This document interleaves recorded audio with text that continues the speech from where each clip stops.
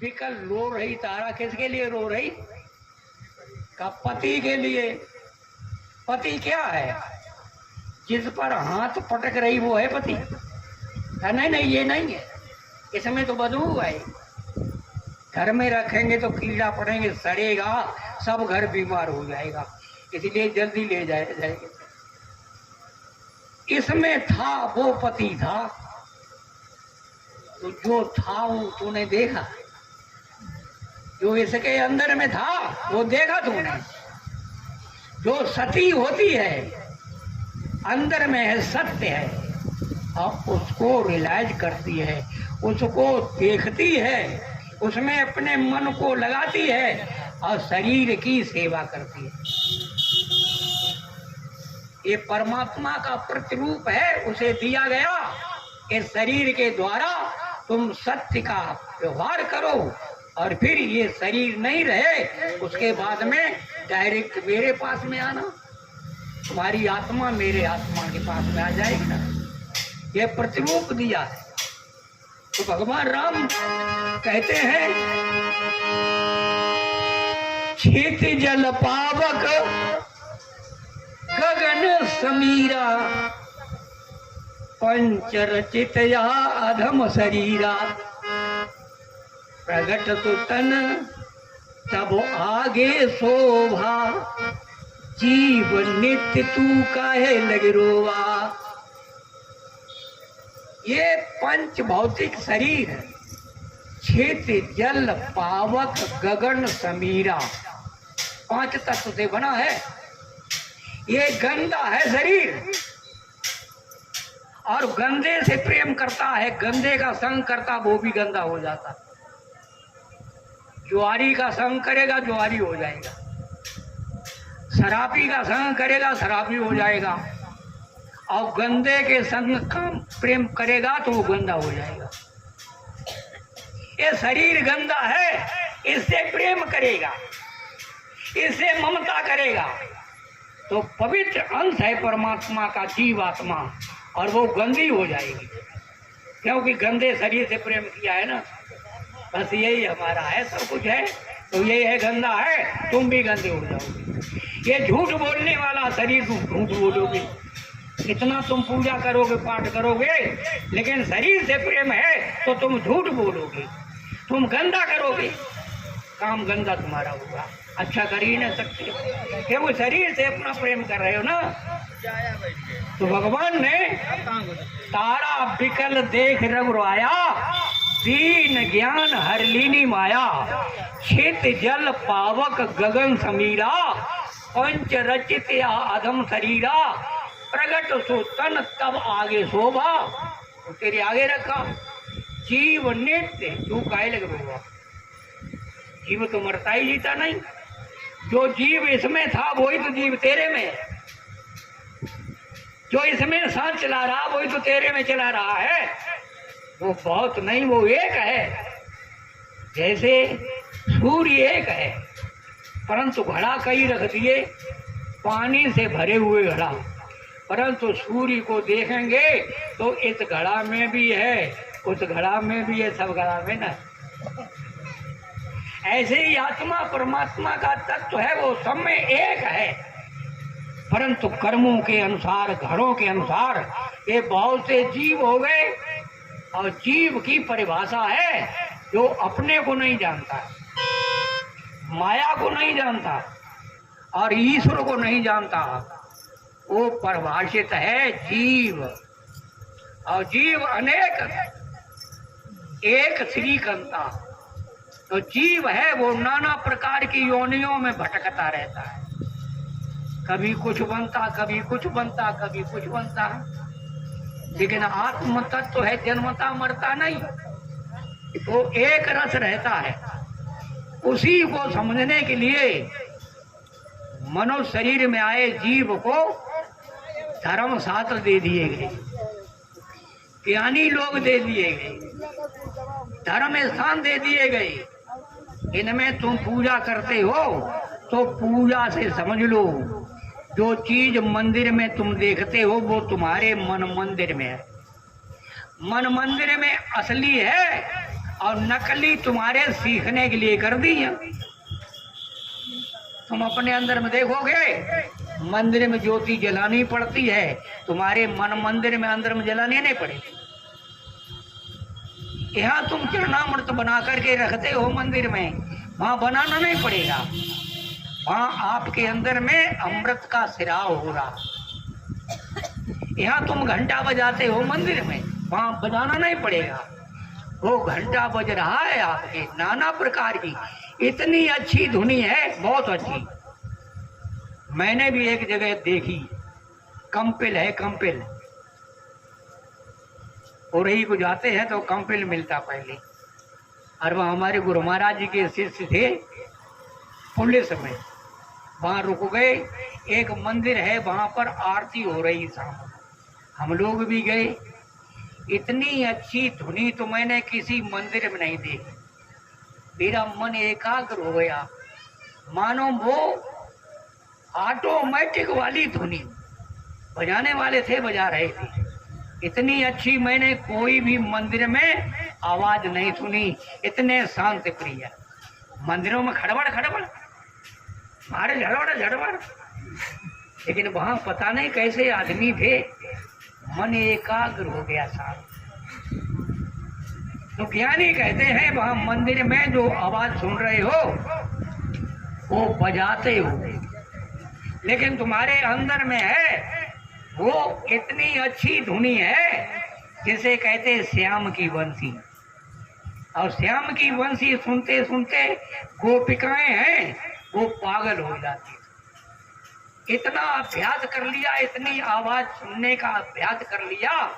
रोटी कर रही हैं, एक चूल्हे में है, एक तवा पर है, और वो अभ्यास से अंदर की आनंद है एकदम खुल गई, बंसी बाजने लग गई।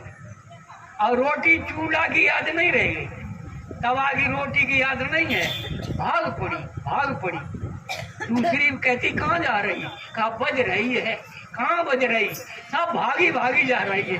तो बाजी डगमगाई, बाजी द्वार छोड़ जाई, बाजी भुलाई, बाजी लगी गीतन में।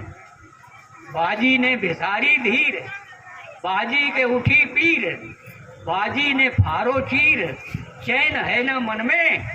बाजी कहे बाजी, बाजी कहे कहाँ बाजी, बाजी कहे बांसुरी, बाजी वृंदावन में। वृंदावन में नहीं, वो अपने अंदर में बज रही। क्यों? ये सब ज्ञान थी, गोपिकाएं हैं सब ज्ञानी थी ना, ध्यान सुमरन करती थी। और ध्यान सुमरन करते ही पे उनकी लालसा थी कन्हैया को कुछ खिला दें। अंदर बैठी बैठी भजन कर रही, कन्हैया मेरे यहाँ आए तो मैं उसे मक्खन खिलाऊंगी। कन्हैया के पास तार पहुंच जाता, और वो सोच रहा ये बार बार मेरे को बुलाएंगी, वहां बुलाएंगी, वहां बुलाएंगी, वहां बुलाएंगी, मेरे को परेशान करेंगी। तभी जाकर के उनका नुकसान कर देता, कभी मटकिया फोड़ देता था, जो अब तो नहीं बुलाओगी ना। ये कन्हैया की याद है नहीं, आती नहीं। ये भगवान और भक्तों के बीच का खेल हो रहा था। आज हमारे सामने कथाएं हो रही, कन्हैया का जन्म होगा, दूध ले आना। हमारे तो कहते श्रद्धावान है बहन है ना, दूध ले जाएंगे, लेकिन वो कन्हैया को नहीं मिलेगा, तो पीने वाला कोई और बैठा है। आज कन्हैया साड़ी खींचेगा, साड़ी ले आना। और धार्मिक है लोग, भावना है, साड़ी ले जाए, कन्हैया खींचेगे का साड़ी नहीं होगी। कथा वाच्य के पास ढेर लग जाता था, क्या कहते आज सुदामा जाएंगे चावल ले आना, तो सुदामा तो मुट्ठी भर ले गए, 3 मुट्ठी, लेकिन हम ले जाएंगे, बोरी भर के ले जाएंगे। क्या हो रहा? सही बात कहते हैं तो साधु लोग बड़े बुरे हो जाते। अरे भगवान के नाम पर खा रहे हो, अच्छा है, लेकिन भगवान क्या है ये भी तो उनका विचार बनाओ, उन्होंने मेरे लिए क्या कहा है। आज सदगुरुदेव श्री सतपाल जी का ये मंच है, आप लोग सब जानते होंगे, टीवी पर उनके विचार आते हैं। मैं तो हरियाणा में था, हरियाणा एक डॉक्टर था, 1.5 लाख आंख के ऑपरेशन किए थे, सफल ऑपरेशन। और मार्कंडेय नाम था उनका। इतना धर्मात्मा है, बहुत अच्छा। मेरी भी आंख देख रहे थे। कहा महात्मा जी हरिद्वार से आओगे तो आपकी आंख ठीक कर देंगे। तो एक किताब ले गए महाराज जी की पत्रिका, तो उन्होंने देखी, ऐसे मत्थे पे लगाया, ऐसे महाराज जी बहुत अच्छा बोलते हैं। और ऊपर अच्छे स्थान पे रख लिया। क्यों डॉक्टर है, मरीजों को देखेगा, अभी पढ़ने का तो टाइम नहीं। मतलब सतपाल महाराज बहुत अच्छे बोलते हैं। एक नहीं, आप कोई भी 40 कंट्रीज में, 40 देशों में महाराज जी के प्रवचन जाते हैं, सबका पता लगता कि महाराज जी आप जैसा प्रवक्ता ऐसा कोई नहीं। मजहबी लोग बातें करते, लेकिन आप मानव मात्र के लिए बात करते हो, सबके दिल को छू जाती है। सबके दिल में वो बात कौन सी है जो सबको अच्छी लगे? हिंदू मुसलमान की बात करेगा, कौन करेगा? मजहबी करेगा तो साधु नहीं होगा, वो फकीर नहीं होगा जो मजहब की बात कर रहा है। साधु तो है सबके अंदर में जो चीज है उसकी बात करेगा, वो सबके हित की बात करेगा। जो सबके हित की बात नहीं है वो धर्म ग्रंथ नहीं है, वो सबके हित का प्रवचन नहीं है, वो सत्संग नहीं है। सत्संग सबके लिए होता है। तो आज स्टेज लगा हुआ है, आप लोगों को देख करके पता लगता होगा। हम यहाँ किसी एक महान पुरुष की बात कहने की नहीं आए। इन महान पुरुषों के नाम से मजहब चल रहे ना, और लड़ रहे हैं। एक महान पुरुष के पीछे कितने पंथ बना दिए। यहाँ नानक देव जी है, नानक देवी, नानक देव कहते एको सुमिरो नानका एक, लेकिन उनके पंथ में कितने हैं लोग? राधा स्वामी है, और अकाल एक सच्चा सौदा, और निरंकारी वगैरह जी कई जगह एक नानक के पंथ कई जगह चल रहे। कबीर साहब के कितने पंथ चल रहे, जबकि उन्होंने बताया आपके अंदर में है, और उसको जानने के लिए सदगुरु नहीं मिलेंगे तो आप नहीं जान सकते। एक बात बताया, भगवान राम ने कहा एक जीव को परमात्मा की तरफ से मनुष्य का शरीर मिला है, बड़े भाग्य पाइए, बड़े भाग्य मानुष तन पावा। तो इन महान पुरुषों की बात है। एक सतपाल महाराज कहते हैं इनके पीछे तुम पंथ ना बनाओ, ये राम है, ये कृष्ण है, तुम्हारे लिए आए थे। इनकी आत्मा मर थोड़ी गई होगी। जब आत्मा मरती नहीं है तो इनकी आत्मा होगी आज भी। कृष्ण की आत्मा होगी, भगवान राम की आत्मा होगी, नानक देव की आत्मा होगी, बुद्ध भगवान की आत्मा होगी, और वो संदेश देंगे अपने अंदर में जान लो। बाहर करो पूजा पाठ, सीखने के लिए है ये, यहाँ सीखो और अपने अंदर में करो। लेकिन अंदर का ज्ञान नहीं है, ये पूजा पाठ कब तक करते रहोगे? नरेंद्र अब विवेकानंद हो गया, वो कह रहा है कि एक बच्चा को मंदिर में जाते हुए देखता हूं तो मेरे को बहुत अच्छा लगता है, ये सीखेगा कुछ। लेकिन बूढ़ा को देखता हूं तो मेरे को रोना आता। पूरा जीवन पूजने में लगा दिया, इसने सीखा कुछ नहीं। मंदिर से, मस्जिद से कुछ नहीं सीखा, कुदरती मस्जिद से, कुदरती मस्जिद की मेहराब से, सुनगौर से आ रही धुर से सदा तेरे बुलाने के लिए। कुदरती मस्जिद में मेहराब है, उस मेहराब में सदा आ रही है, आवाज आ रही है। तुम्हारे अंदर में से आनंद की आवाज आ रही, सुनो। तो विवेकानंद कहते हैं बच्चा सीखेगा, लेकिन बूढ़ा हो गया, मर गया। लड़कियां मैके में छोटी होती हैं तब गुड़िया गुड्डा से खेल खेलती। गुड़िया गुड्डा तुम्हारे यहाँ खेले जाते, खेले जाते हैं।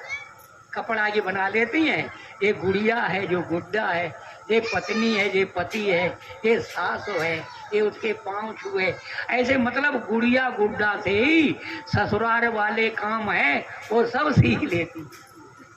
लेकिन ससुराल में जाकर के गुड़िया गुड्डा खेले तो पिटाई नहीं हो, ये गुड़िया गुड्डा यहाँ ले आई। ससुराल में सीखने खुद ससुराल में कैसे किया जाएगा, इसलिए गुड़िया गुड्डा से सीख लेते हैं। ऐसे ही हमारे समाज ने बताया कि समाज के कार्यों से तुम सीख लो और पार ब्रह्म परमेश्वर का ध्यान करने के लिए, ससुराल में जाने के लिए, पति के पास जाने के लिए तुम अपने अंदर में जाओ। अंदर में मीरा ने सुना, रविदास कह रहे हैं मन चंगा तो कठौती में गंगा। मन पवित्र हो जाएगा तो कोई चीज कहीं से प्राप्त कर लो। तो मीरा कहती महाराज भगवान का ध्यान करने से मन पवित्र हो जाता है।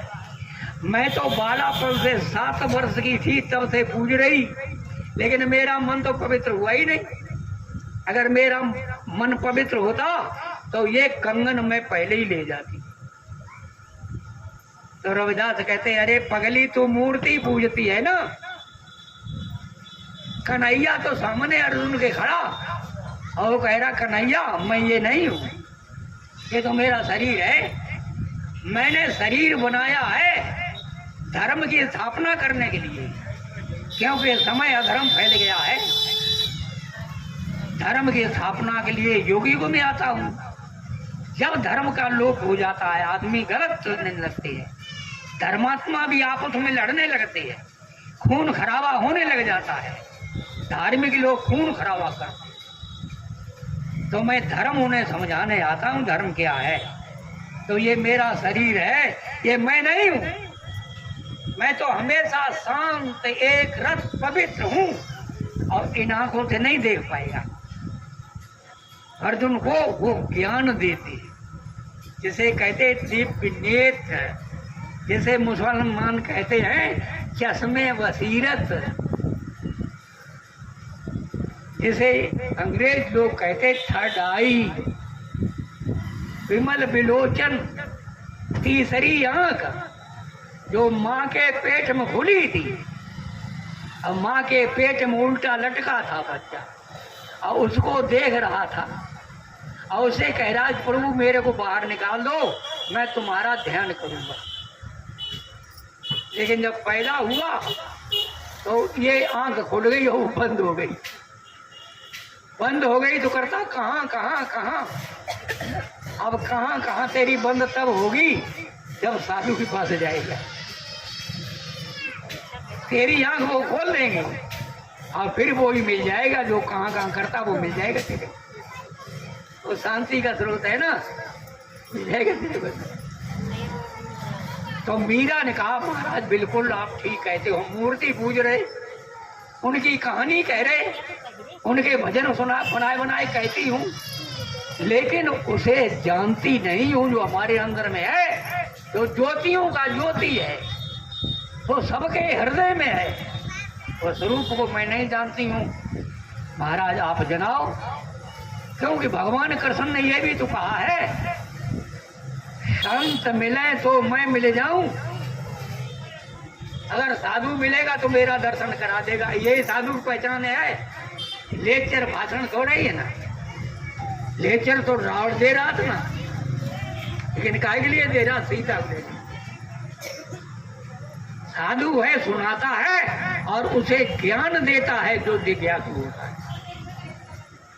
तो महाराज कृष्ण भगवान ने कहा है मेरे को बहुत प्यारे है साधु, साधु मिलेगा तो मेरा दर्शन कराएगा। तो महाराज आप कराओ, साधु साधु हो, आप मेरे को दर्शन कराओ, तब तो साधु हो, नहीं तो साधु नहीं हो। तो साधु कहते देखो पुण्य का ढेर हो जाता है तब साधु मिलता है, और साधु मिलता है तो भगवान मिल जाता है। भगवान कहीं दूर थोड़ी अपने पास में है, लेकिन बिना पुण्य आत्मा के वो प्राप्त नहीं कर सकता। और पुण्य तुमने किए हैं, पुण्य ये किए हैं चित्तौड़ के किला से यहाँ तक आई हो। ऐसे मान अभिमान छोड़ करके साधु के पास जाते हैं तो एक एक पैग रखते हैं, करोड़ करोड़ यज्ञ होता है। तुमने अरबों खरबों यज्ञ कर लिए, बैठ अब कन्हैया का दर्शन करो। मीरा बैठ जाती, कहते यहाँ तिरकुटी, यहाँ है 10वां दरवाजा बंद हो गया।